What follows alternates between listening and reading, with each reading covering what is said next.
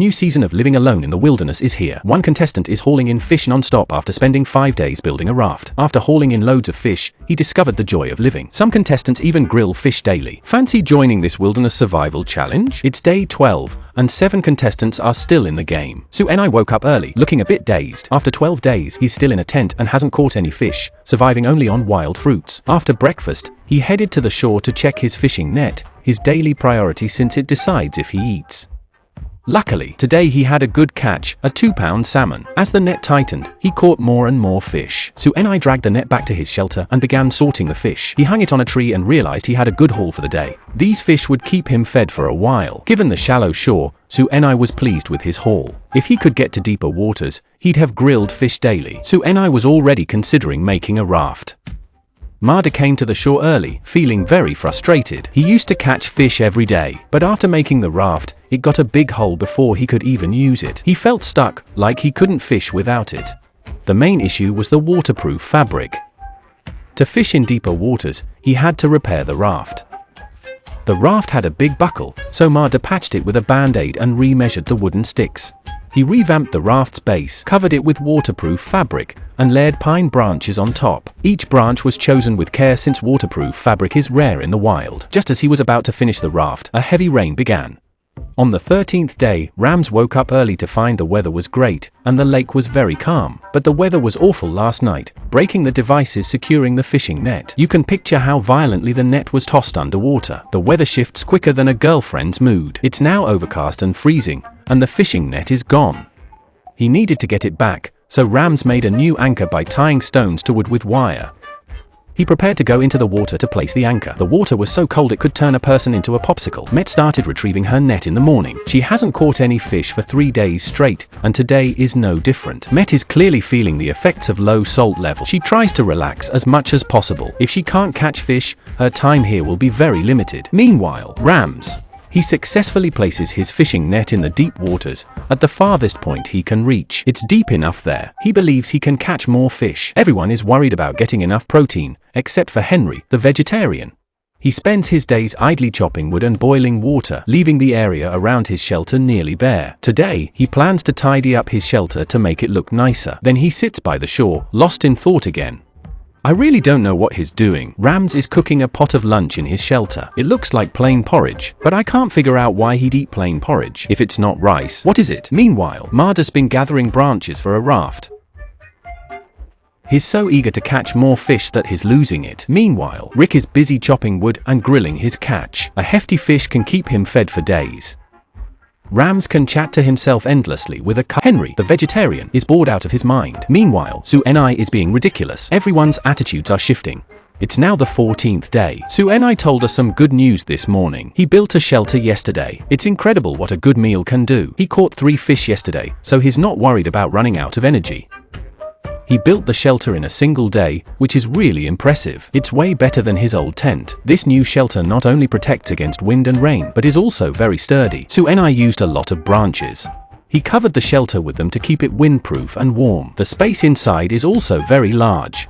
There's plenty of space for martial arts or yoga. Adding a wooden bed and a fireplace would make it perfect. As long as he keeps catching fish and gathering berries, he can stay longer. Su Enai checks his fishing net daily by the shore. Today, the net only caught 1 fish. Although it's not much, it's enough to sustain Su Enai's energy for the day. Su Enai realizes that the fish caught in the water are limited, but this net is his last one. He can't afford to lose it. Su Enai decided to make a raft to go fishing. He had no prior experience, so he made a rectangular frame out of wood. Then he took a waterproof cloth. To my surprise, he wrapped the frame with the cloth, and just like that, the raft was done. Clearly, he was clueless about raft building. Meanwhile, Marder, working in the rain, crafted a refined paddle by wrapping a tree branch with waterproof cloth. It looked very refined. Marder went to the shore and looked at the raft he had spent a week building. He wasn't sure about its buoyancy. Marder put the raft in the water and started testing its flotation. Fortunately, it stayed afloat, showing good buoyancy. As long as it didn't leak, he could paddle to Africa across the Pacific. Next, he thought about dragging the fishing net out. He had set up a pole on the shore earlier. Marder got on the raft and pulled the net out. As the raft moved, the net slowly stretched into deeper waters, reaching about 5 or 6 meters from shore. The water here was deep enough. As long as there weren't any strong winds or waves, the net would hold. It could catch anything, even a shark. Back on shore, Marder looked at the net, pinning tons of hope on it. The bigger the hope, the bigger the disappointment. Su-enai brought his finished raft to the shore, and it did float. Su-enai, in just his shorts, tested the raft. As soon as he stood on it, water began flooding in. It was obvious the raft was poorly made. Su-enai, unwilling to give up, flipped the raft over and tried again. I was genuinely impressed by his determination. Met struggled with her net again, using all her strength, but she couldn't get the net up. She went back to her shelter, set up a waterproof cloth with 3 sticks, and boiled water for a bath. She poured hot water in to cool off, then decided to brave the cold water to retrieve the net. The hot water was for her bath after she got out. Hopefully, she could retrieve the net. Su-enai always set his net while naked. He walked far out, but it was still shallow. No wonder he couldn't catch any fish. Met finally retrieved her net, but unfortunately, it was tangled and empty. Back at her shelter, she warmed her feet in hot water. Staying warm is key in the wild. If she fell ill, fishing would be the least of her problems. Continuing the challenge would be a problem. Met had a very good shelter, complete with a fireplace for warmth. Even with the constant rain, Met stays pretty cozy in her shelter. Su-enai figured a raft would keep him dry, but it didn't work out as planned. Unexpectedly, the raft didn't work well. Rams checked his net at the shore and found fish right away. Lucky him! He caught 2 fish today, so at least he won't go hungry tonight. Both nets were catching fish, but the other net only caught 1. However, it was pretty big. He stood on the shore, enjoying the sunset. You can't help but envy his chill vibe.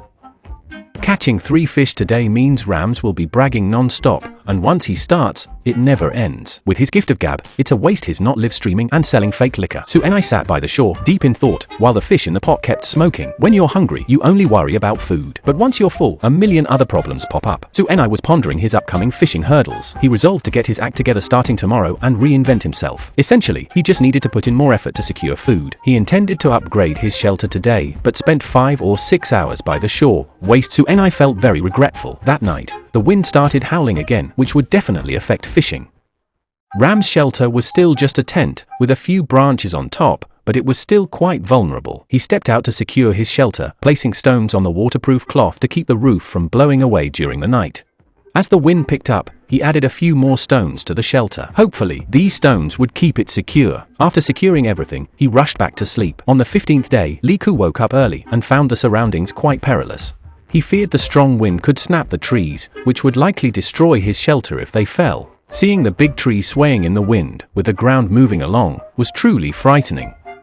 Additionally, several trees had already been toppled by the wind. One of them was dangerously close to Liku's shelter, and if it fell that way, Liku might die in his sleep. Now, he hoped the wind would stop soon so he could cut down that tree. Only by cutting it down could he ensure his safety in the future. If the wind kept blowing, he wouldn't be able to sleep peacefully. Su-enai also went to the shore to check his fishing net. He was very worried about the strong wind last night. As he checked the net, he hoped for a good catch. Sure enough, luck was on his side again.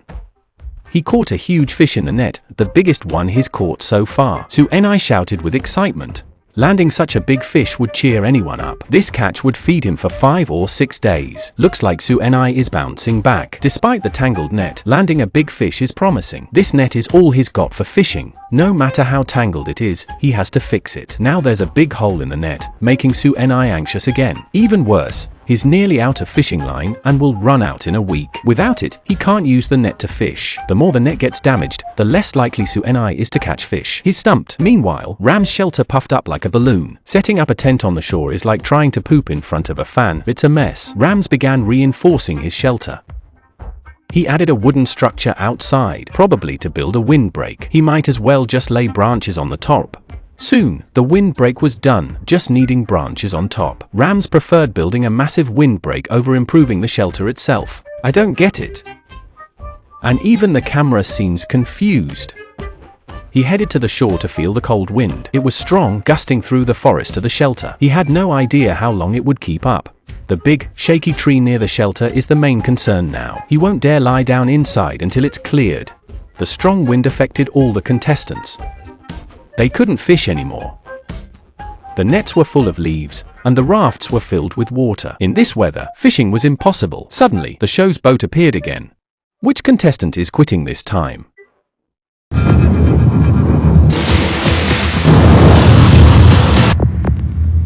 Is it really Su-enai? He just caught a 70-pound fish. Why is he suddenly quitting? He's quitting because of his anxiety. Without fishing line, he's scared he won't catch any more fish. So he chose to quit. He values the fishing line so much that without it, he feels he can't fish. I've never seen a reason like this before. His exit is the most surprising. He had a decent shelter, and he was catching fish regularly, yet his anxiety led him to quit. How can a grown man be so mentally fragile? No wonder your wife cheated on you. Even I think you're useless. Marder, on the other hand, had a great catch today. His fishing net caught a lot of big fish. It turns out his method works well. Only in deep water can you catch more fish. Today, he caught 8 fish, several of which were quite large. These fish will last him for a while. He cooked the fish over an open flame. After days of hunger, today's feast was incredibly satisfying. Marder ate one fish after another until he was stuffed. Meanwhile, Liku started chopping down the big trees around his shelter. The tree was huge, making it difficult to cut down. He sawed at it for half a day without much progress. 3 hours later, he finally managed to bring the tree down. This meant he was temporarily safe, and he could finally relax. Tonight, he can get a good night's sleep. It's now day 16, and there are 6 contestants left. The weather is great today. Liku woke up early to enjoy the view. After 2 days of strong winds, he was really enjoying the sunshine. Liku stood by the water with his iron pot for hours. Meanwhile, Fleming has been upgrading his shelter. From a tent, it's now a small wooden house. It still looks basic, but it's getting sturdier with each upgrade. Fleming is probably the second contestant after Mate to have a wooden shelter. Marder's shelter is relatively simple. It's mainly constructed from waterproof fabric, which Marder has utilized expertly, resulting in an excellent drainage system. The small hill around his shelter effectively blocks strong winds. Mate, on the other hand, hasn't caught any fish with his net. He tried fishing with a line. Mate hasn't eaten fish in 5 days and might have to quit if this keeps up. He spent hours fishing today, but still had no luck. He plans to forage in the jungle for other food. Currently, he's surviving solely on berries. He plans to collect more berries. Henry, a raw food enthusiast, mainly eats berries. He comes here every day to collect berries. A raw food enthusiast surviving in the wild, I really want to know if he can last till the end. Henry winning would really annoy the fishing contestants. Since it's not winter, there are still lots of berries around, so Henry is safe for now. What surprises await us next? Looking forward to the next episode.